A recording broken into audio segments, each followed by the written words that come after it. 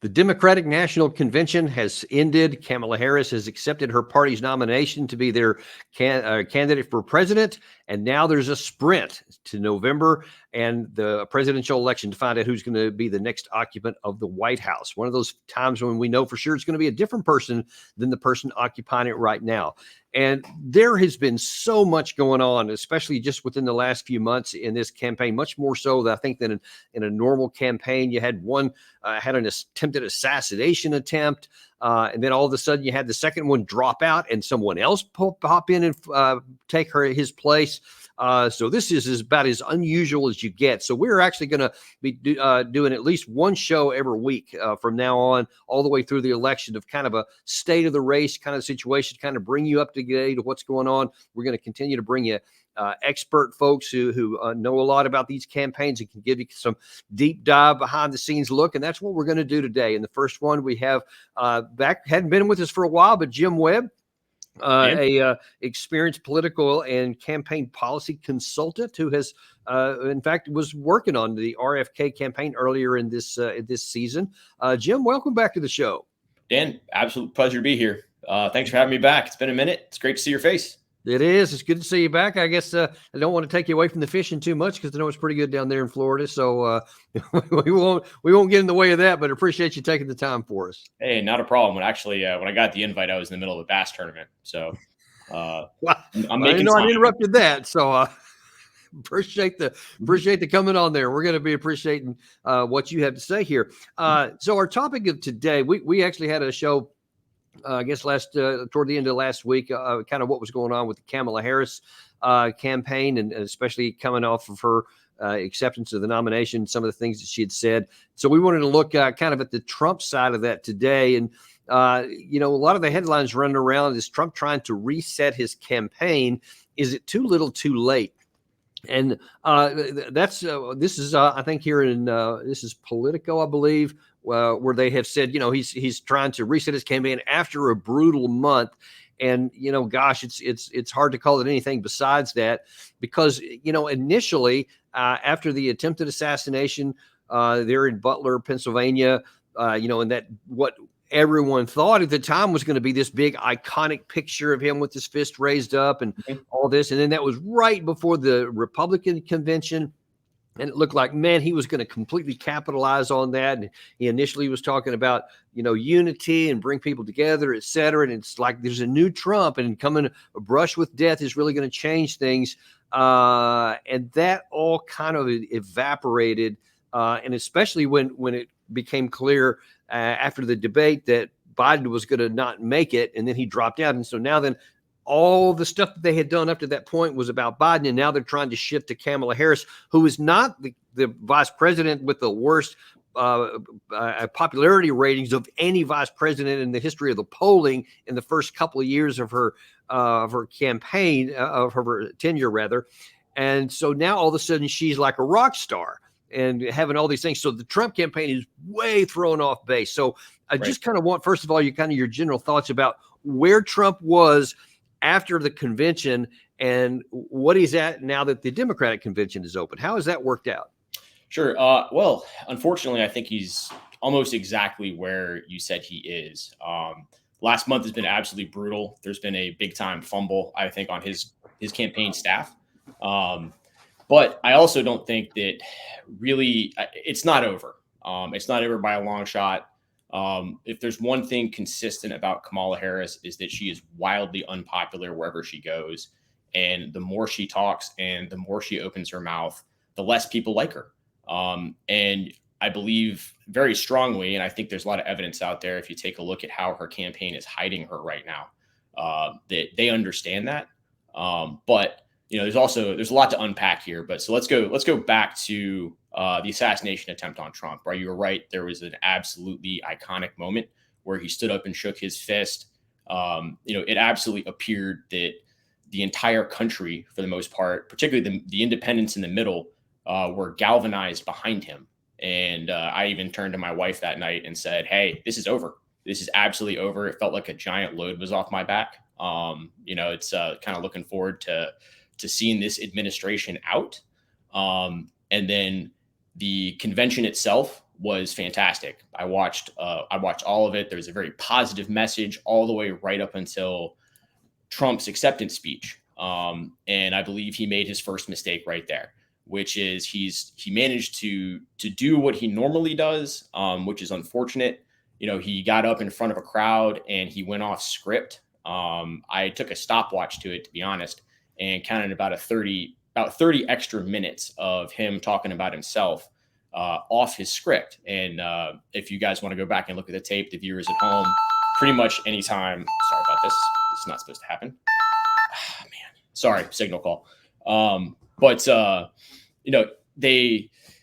Every time he looked down the center line, away from the teleprompters off on the sides, he was pretty much off script. And there was a great opportunity there for him to continue to be positive, to continue to illustrate his vision for the country, not mention Biden by name, because there was a strong chance after that debate that, Biden was going to be gone. And it would have really been in their interest to pin all of the failings on the last couple of years on the administration, kind of a broad umbrella of blame, if you will, that would have encompassed Biden. It would have encompassed Kamala, and it made a transition out, a lot easier. Once they brought JD Vance on board, that's a completely separate, set of circumstances. I don't think he was the best pick. I don't think he's an absolutely horrific pick. He's a fellow Marine. I absolutely think that I'm elated that somebody who fought in the GWAT is, in position to be the vice president of the United States. But there was this immediate pivot into an extreme negative. And it wasn't done by surrogates on the outside, which is what you typically want. You don't want the candidates themselves going extremely negative, because it turns voters off in a big way. You want your surrogates out there as your attack dogs, coming in and pinning things, on your opponent. And I tremendously felt that they wasted a lot of valuable ammunition and time, because, you only had, 88, 87, 86, now we're inside of that days to get your message out there. And they spent a whole bunch of time trying to pin walls as. Yeah, I want to ask you a question on that specifically, because you worked for the RFK campaign early on. And so you were part of the team that was, I think you were primarily one of the foreign policy advisors, if I'm not mistaken, but you were also part of the overall team that was supposed to set directions for that. So what if you explain a little bit of how that actually works on the inside of a campaign, whether it was RFK or Trump? So you have what you initially want to do is you want to define your opponent, right? You want to define them as certain pieces, and you have or a certain the way they are. You want to stick them in a defensive position, primarily on policy. You want to stick them in place. It's a lot like infantry tactics, right? Stick them in place and move around them. And you move around them with a positive message. And this is done through meetings. You hash it out. You hash out with policy papers, with meetings with the principal, aka the candidate, and you figure out a pathway, and it's charted out over time, right? This isn't off the cuff. It's not like, on Monday they nominated Walz, and on Tuesday they decided, hey, by the way, it's a good idea to kind of come after this guy on being a veteran or not. This is stuff that's in the hopper for a long time, and you have an arc. That being said, I think going after Walz in his veteran status was a giant mistake. It's a waste of time. You're preaching to people like you and me who already know what he did or didn't do. Right. And anything that comes out about that just kind of redefines that he's a greasy politician. What you could be doing is articulating what your vision for the country is, and illustrating how this guy does not meet it policy-wise, and let the rest catch up. That's how you move voters. However, in the affirmative, and kind of a long-term look, right? There is time left, and I have the utmost confidence that the best is yet to come in terms of what the Trump campaign is going to deliver on. And you want to finish strong in one of these campaigns. You don't want to shoot your best shot right out of the gate. And I'm hoping, and I am going to vote for Trump. I'll be frank about that. I think he presents the best vision for our country. I am not on his payroll. I don't intend to be, but as a citizen, and a citizen with kids, I am petrified of another 4 years of this administration in place. Now, let me ask you something. You said something a second ago. You said that you thought Trump had fumbled the good stop or the good position that he had, especially after the convention. Was one of those things this selection of J.D. Vance? Because I've heard some conflicting reports. At first, I'll just be honest, I didn't know a whole lot about him, other than that he was really good on the Russia-Ukraine war. I was very much a big fan of the things he said. He seemed to have a good logic behind it. And so I thought, okay, maybe he'll make a good one. Well, as soon as he was named as the vice presidential candidate, all of a sudden was all kinds of stuff that would come up after him that I was thinking, man, didn't the campaign totally vet this guy to find out what was back there so that these things wouldn't be a surprise whenever they came up? But it seems like there was a lot of stuff that should have been, if nothing else, a little bit of a yellow flag to say maybe you might want to go a different direction. Where do you come down on his selection of Vance as a VP candidate? I would have rather seen Governor Youngkin from Virginia. So the addition of anybody from Ohio, if you're looking at each state as a move on the chessboard that you need to capture, you need to capture these different pieces. Ohio is red. Ohio is deep red. It might have some spillover into Pennsylvania, but Virginia is purple. And if you would have selected Youngkin, you would have had they would have had. I'm sorry, because for those who may not know, can you define what it means between purple and red and how that translates into voters? Right. So it's red state, Florida, Ohio. They vote deep Republican. It's very reliably Republican. Purple is a toss-up. Blue, Democrat. And if you have purple states, particularly a state like Virginia, which is deeply conservative in a lot of its outlook, and really the only thing that keeps it voting Democrat is Northern Virginia, inside the Beltway. Where I live, by the way. Exactly. I see it every day. Yeah, where I grew up. And it's they've moved Manhattan into Arlington, and that's maybe not exactly the truth, but it's very close to the truth. But and you want to counter that, right? And that's I believe 13 electoral votes. I could be wrong, but it's a sizable chunk. And if you go back to 2006, 2008, it was a big deal that they elected Democratic senators and then voted for Obama. And it's been in that camp ever since. And there was an opportunity with Governor Youngkin, who is very strong, very, very strong on the social issues such as transgenderism, some of this really weird woke stuff that's out there, and would have been not only a natural counterweight, but he is a business professional who is not necessarily a politician except for being elected last time around. And, it would have set the Republican Party up, I think, long term. And, that's one of the things that I believe Trump was looking at, or should have been looking at is, his VP is almost unequivocally going to be the presidential candidate the next time around. He is the future of the party. And quite frankly, I don't see J.D. Vance as that. There's a number of people, who were involved in the primary process, who are floating around the Republican Party, who could have met that threshold. However, I think it comes down to personality conflicts. Glenn Youngkin stands on his own. He's his own man. He's not going to carry water for somebody. And he may just have not been interested. Or it could have presented a personality conflict inside the room that President Trump didn't want to deal with. I see. Okay, so that was one. Was there anything else that you had in mind? You thought that Trump fumbled since the campaign, the convention? Going so hard negative. That's the big thing. He managed to turn the assassination attempt into more about himself than about an iconic moment or a pivotal moment for the country.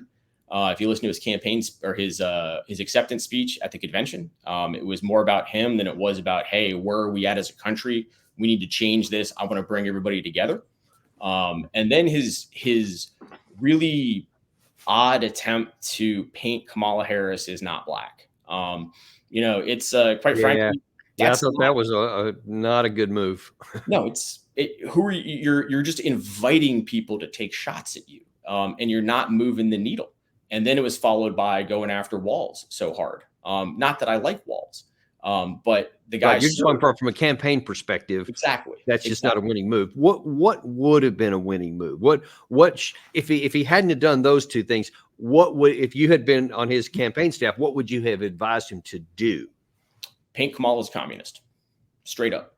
It's she's very far left. She's never done anything, so it's really hard to determine. If you look at some of her speeches, she paraphrases Karl Marx from those according to their ability to those according to their needs, and she spices it up a little bit. But that's easy fodder, particularly when you contrast that with his vision of low corporate taxes, growing the economy, individual freedom.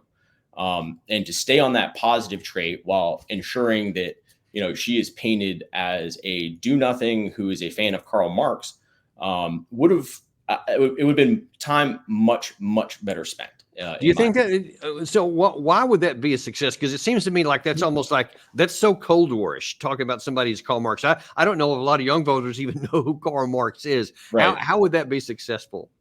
Well, we're in a pretty dire situation, I think, economically in the country. And the two major issues that are going to be, decisive in this election are the economy itself, followed by immigration, both of which Kamala Harris has absolutely no clue how to handle. And quite frankly, she comes off as somebody who is very pro open border and very pro high tax.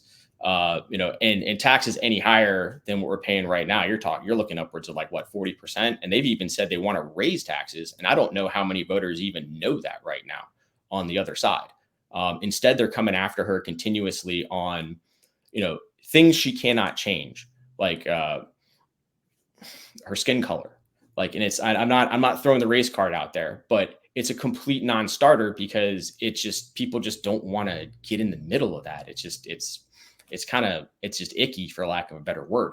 So that's pretty much it. Like, if you could just sit down on her, metaphorically on the border constantly and say, hey, this is where she's at. This is what she was in charge of. This is what we're going to do because this is what I did in the last 4 years and didn't have a chance to accomplish it. Then it's affirmative. It's moving forward. It's moving the ball forward in a way that the vast majority of voters, probably 2/3, want to see. Okay, so now there's a relatively new track I've seen Trump on, and what's your view on this one? Because it seems to me that this might have a little bit more chance of success in terms of not going after, race issues or something else like that, but more on substantive policy issues. Watch this. Kamala has declared that tackling inflation will be a day one priority. Just think of it, for her, but day one for Kamala was 3.5 years ago. Why hasn't she done it? I've actually been hearing a lot of people, that my wife being one of them, with a number of the claims and promises that the Kamala campaign is going on. She's like going, yeah, why do you need to wait till January of next year? You're in the House now. Why are you not working on these things now? Is there room for that to take any traction? Absolutely. Unfortunately, he's fighting uphill at this point, on those issues, because he had the attention of the entire country after he got shot. Straight up. Just, it was right there. He had the floor. Everybody was listening to him, and people agreed that what happened was a result of all the negativity and, potential corruption in this country. Is one way you want to put it. And he veered away. However, this is exactly where he needs to be, and he needs to stay there, with his opponent, and then further that by saying, I was in effect derailed after my first 4 years, and these people have rolled back what I was trying to do, and look where we are. And it should move the needle. But once again, like you're out, like he has to regain the spotlight for something, something really different, and there's no real way to count, or you can't count on, having another iconic moment, which captures the nation's attention, in the way that did. And I don't think he'd want to go through that again. I don't want to see it again, for one. Yeah. As a matter of fact, it's ironic that I happen to live right next, and I mean like 2 streets over from the Trump golf course here in Sterling, Virginia. And I've seen Trump a number of times. There's some friend of his that lives a few blocks away from here, right next to his golf course that he stays with when he's in town. And in the past, because I walk my dog up around that area a lot. And in the past, there's been like 3 or 4 Secret Service cars or whatever, and they would come in and they would go out with about a 4-vehicle convoy. Well, today there was after the assassination attempt. Now then, there was I think it was about a dozen motorcycles, then 30 vehicles of various types, doing all the other stuff, which is it looked like a parade going down our street. So there's a big difference between what it used to be and what it is now. So I just thought that was really interesting. Certainly for those people who live around here, it was very inconvenient because they shut down all the traffic around here. But I want to go to another issue about the Trump campaign and how it is or isn't going to help, and it resolves around your old boss, RFK Jr. Now, he of course made a lot of splash over the weekend by saying he was suspending his campaign and he was going to throw his weight behind Trump, and of course that was immediately by the other side pulled out all the clips about him saying all these terrible things about Trump and Trump saying bad things about him. And when he was asked on Fox News why he did it, here's what he said. It became clear to me that I did not have a path to victory. 16 months of censorship, of not being able to get on any network really except for Fox. When Ross Perot ran, in the 10 months that he ran, he had 34 appearances on the networks. I had 2 appearances in 16 months. So I was blocked out from the networks. I was blocked out from the debate. I had no path to victory. President Trump had been reaching out to me. Okay, so first of all, let's look at some of the substance that he said. Now, I've known in some conversations you and I've had in the past that you thought that he did have a path early on, but then he went down some bad tracks and focused on some wrong, I guess, campaign strategies, if you will, which is one of the reasons, if I'm not saying anything I'm not supposed to, that you left the campaign. Did he have a path, and did he just now come up to not having a path to victory, or should this have happened long ago? Well, I'm happy that he endorsed Trump. Let's put it that way. I think he did the right thing and did a great job redeeming. It's like any kind of story. You want to redeem your character, and he's got some redemption by stepping out at the right time and doing the right thing. That being said, he definitely had multiple pathways to the White House, which all came apart in probably October, November. The first mistake that he made, in my opinion, was leaving the Democrat Party and trying to run as an independent. So let me ask you a question. What do you think would have happened? I've been meaning to ask you this anyway, separately. If he had not left the Democratic Party and had stayed in it, and then we had that disastrous response or result of Biden in the June debate, instead of looking to go to Kamala Harris, wouldn't they have looked right next to him? They would have had to. And quite frankly, Dan, could you imagine RFK debating Biden during the Iowa caucus? Like, just put them both on the same on the same stage. It wouldn't have been fair. He would have been eliminated. He would have eliminated Biden at that point the same way Trump did it, a couple months ago.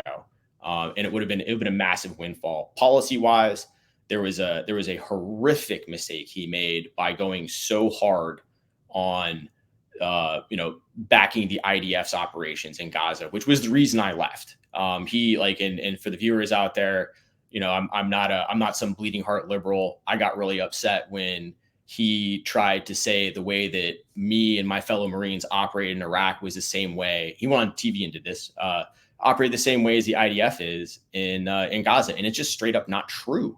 But in terms of policy, that made his position on Ukraine completely contradictory with his position on Israel.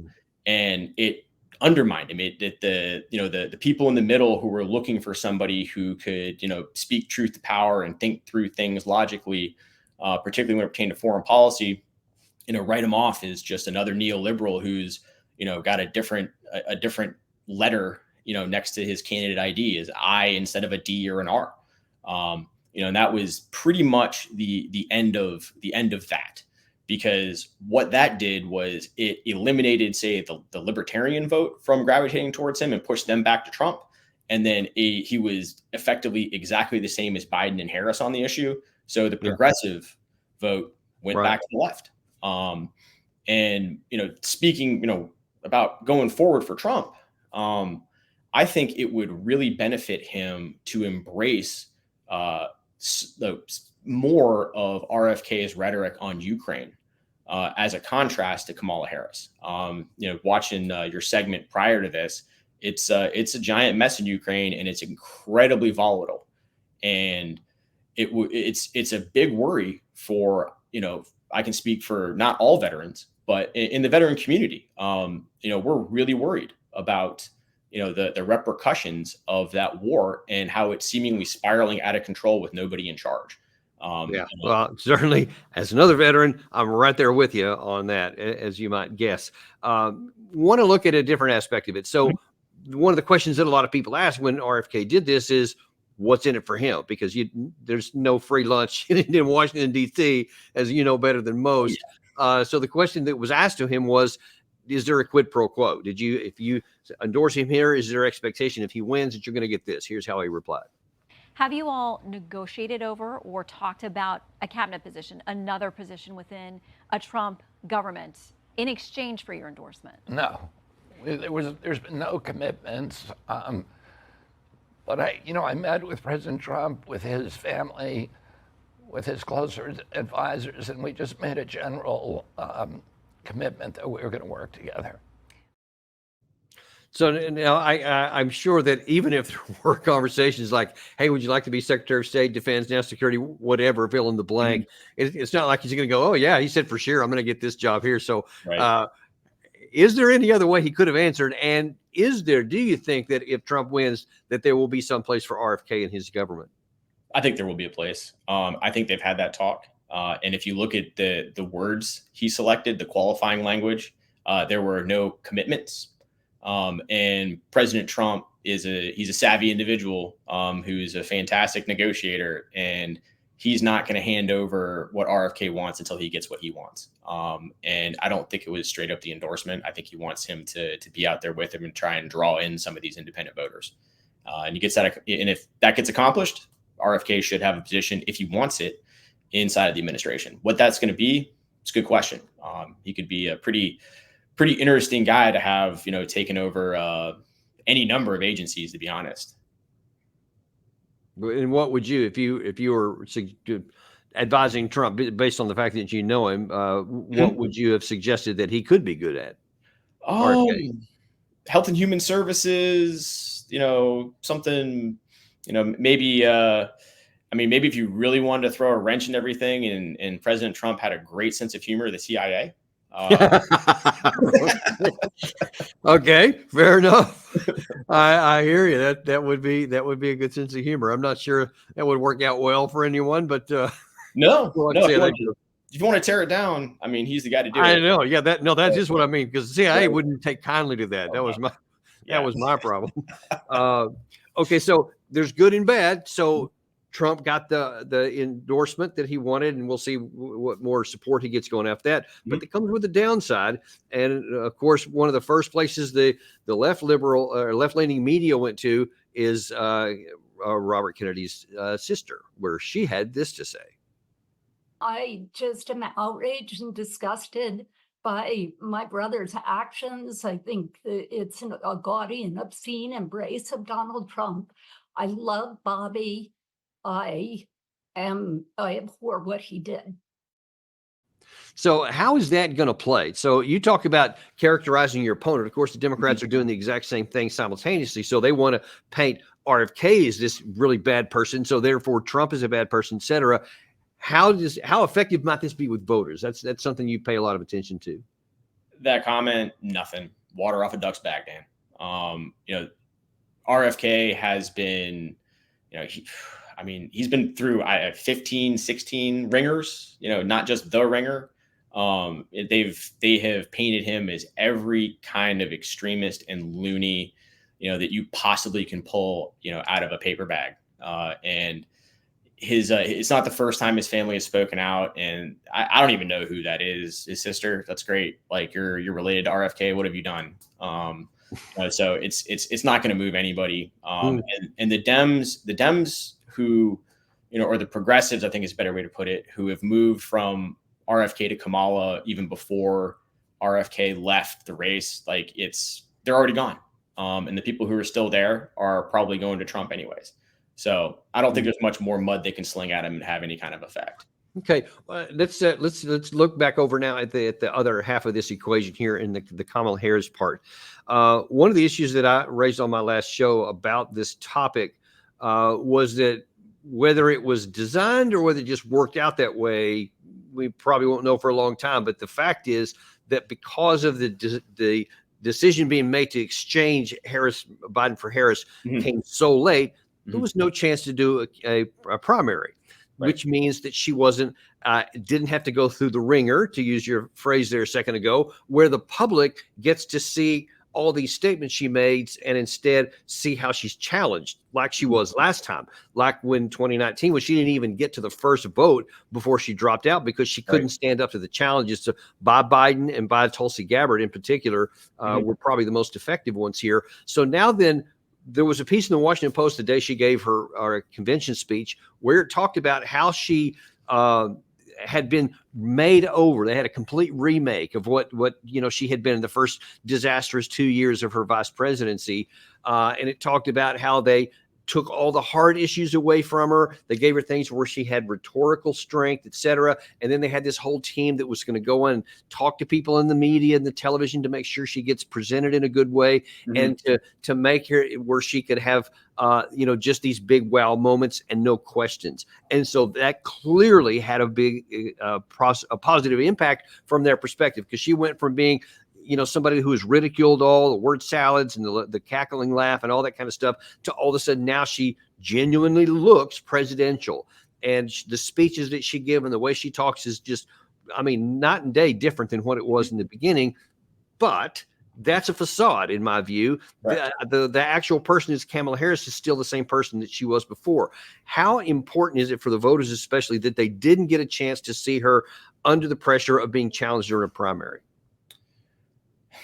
So this is probably the most important part, I think, of her candidacy that you just laid out, is that it is twofold here. The first part is that this is all completely AstroTurf.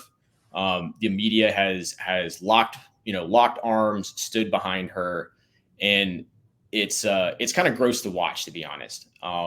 With that being said, it is AstroTurf.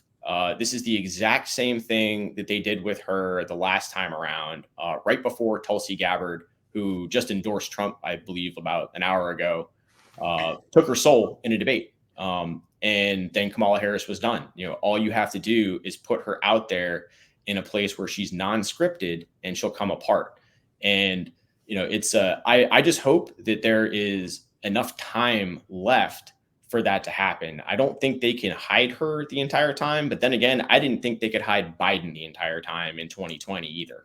And it's if you go back to her record, you go back to her time in the Senate, she did absolutely nothing. Her colleagues did not particularly care for her, and at the same time, you look at her staff turnover rates, they were always number 1 or 2 in the Senate while she was up there. She's not exactly a people person.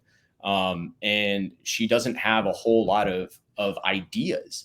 And if you ask her to, talk about, particular policies in depth, she can't do it. You get word salad. And that's a product of her, if you talk to her staffers or read some of the articles that have come out where her staffers are talking about this, she doesn't like to prepare. She's not interested in things she doesn't like. And that's very, very, very careless at best. And it's dangerous as a candidate too.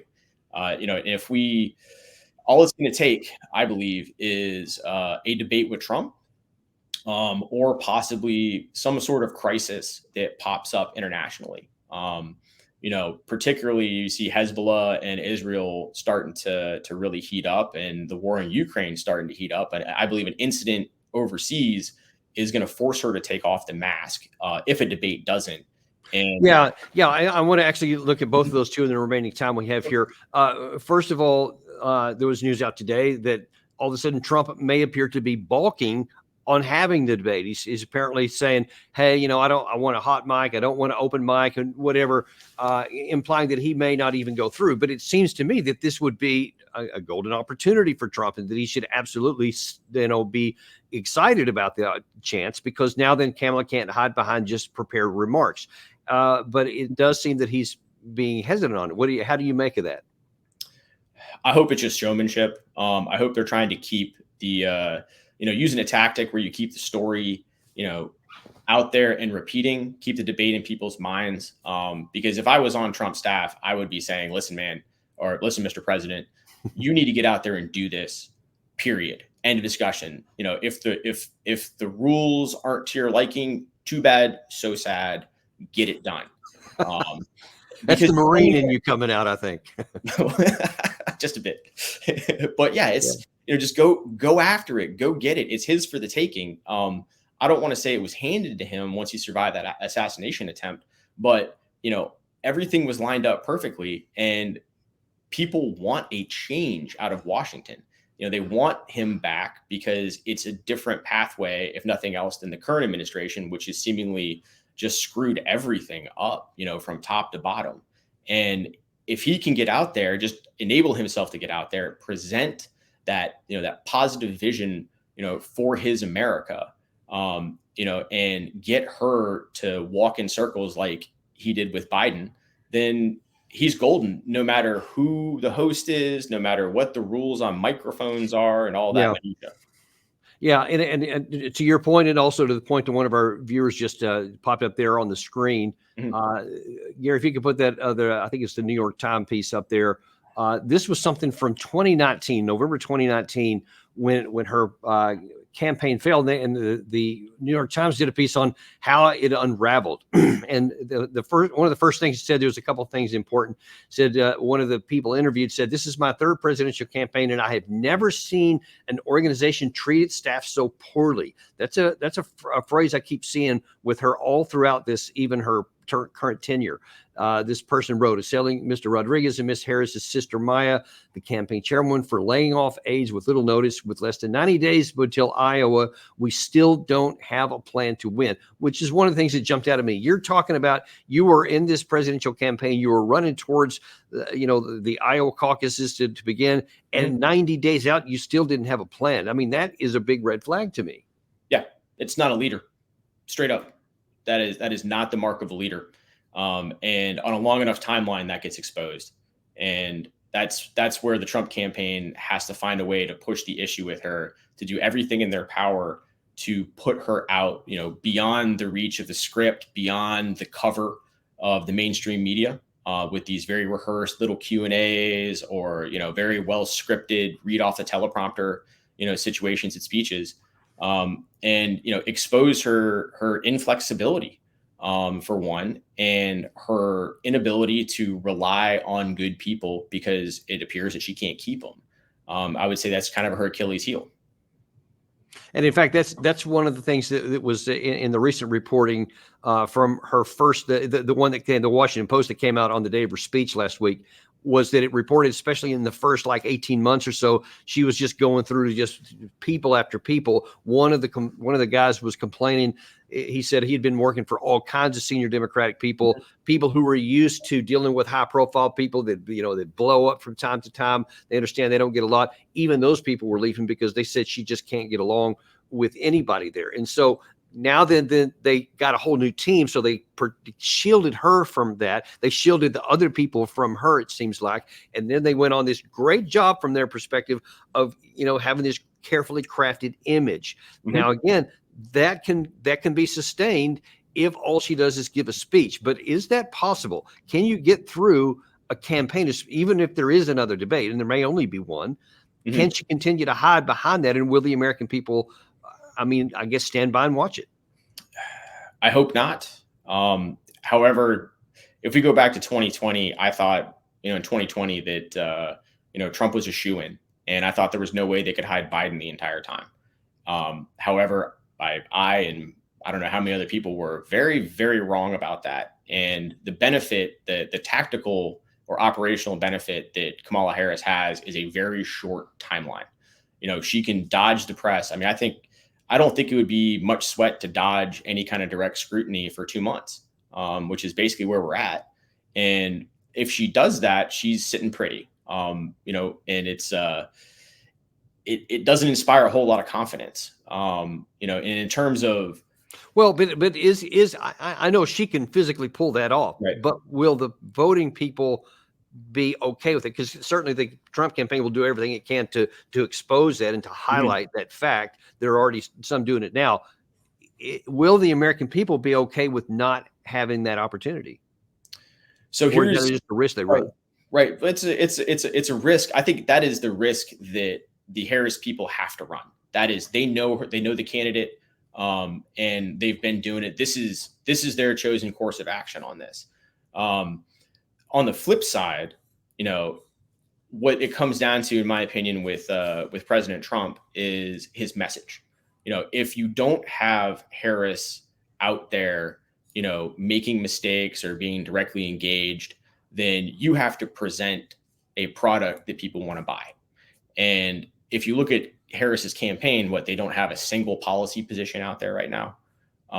And there you go. There's your opening. That is your avenue to victory. If you're the Trump campaign, you have to get out there, pound the pavement, and present a positive vision for America that can't be countered by her, because she doesn't have a vision. She doesn't have policy positions. And the ones she does talk about are absolutely ludicrous, such as price fixing. And the more you talk about how this country, is going to get back on track, how exactly you're going to do it, show leadership traits, the more pressure you put on the Harris campaign to emulate that, to come out and present their vision. So do you think Trump will do that? Will he provide a positive vision, or will he stick to some of the old stuff where he just loves to use, name calling and just kind of rambling on or so, like he did in the convention? Do you think he can pull that off? I think he can pull it off. I think he started. I think the clip you showed earlier is evidence of that. And I just hope he keeps doing it. But, he's his own guy. And that's what a lot of people really like about him. He's going to do what he wants. But at the same time, he needs to do what is required. And somebody's got to get in his ear and, pat him on the back and say, you're doing a great job, doing basically what that speech was the other day, and continue that momentum. And if he does, he's good. Yeah. So the bottom line is, if anything, we've seen how fast political fortunes can change, and how we went. And I was right with you. Shortly after the assassination attempt, I thought he just won the presidency, because I didn't think there was any chance. And then all of a sudden, it got turned upside down because Biden left, and then clearly, at least the administration had been preparing her for quite a long time, more than a year of reforming or whatever. So she was ready to just usher in right before the convention itself.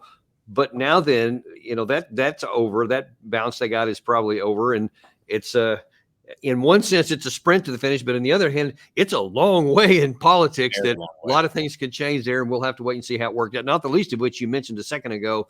If anything goes sideways in the Middle East or in the Russia-Ukraine war, and both could, those will immediately be tagged on to her candidacy, because she's part of that plan. But who knows whether it's going to? It's just a lot of unknowns here. But we appreciate you coming on and kind of laying out at least the groundwork of exactly what's at stake and what needs to happen and what shouldn't happen, depending on which candidate we're talking about. Thank you for coming on. Hey, thank you, Dan. Anytime. Really You appreciate bet. it. Look forward to having you back soon, because this is a long race, and I'm sure, going to hear back from Jim some more. Thank you guys for coming on today. We really appreciate you. Be sure and like and subscribe if you haven't, because, folks, we're going to continue to bring you all kinds of things that are going on in the security realm and the political realm. Anything that has to do with your life that's important, you can probably find it right here on Daniel Davis Deep Dive. See you next time.